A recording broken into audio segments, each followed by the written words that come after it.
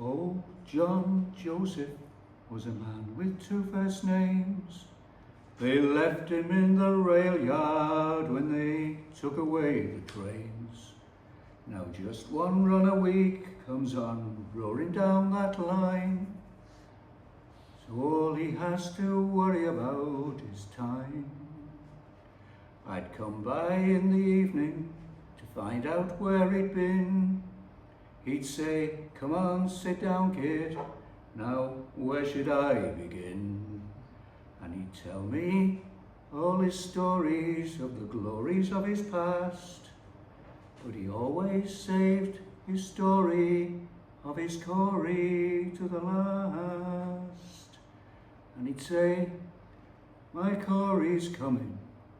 No more sad stories coming. A midnight moonlight, morning glory's coming, aren't you, girl?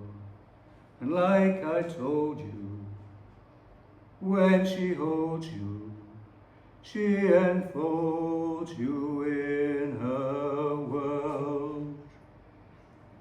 Well, I was quite surprised with all the places that he knew, and began to ask the townsfolk if his stories were true. They said, "Oh, John was born here, he's lived here all his life, never had a woman, let alone a wife.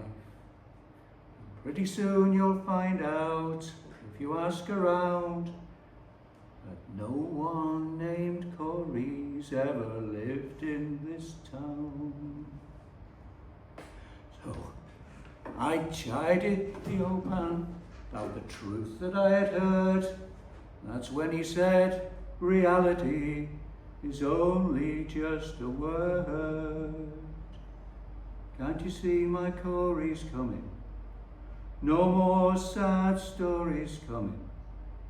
A midnight moonlight, morning glory's coming, aren't you, girl?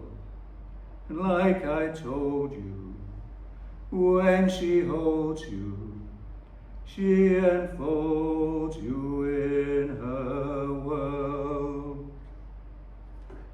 I came by one evening and he did not hear my shout. When I looked in the window, I saw the fire was out.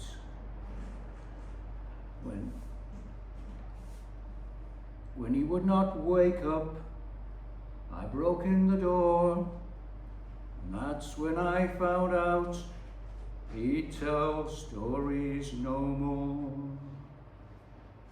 The scene at the graveyard, just the three of us were there. Me and the gravedigger, we heard the parson's prayer. He said, "We need not grieve for this man, for we know that God cares." They put the cold earth over him, left me on my own.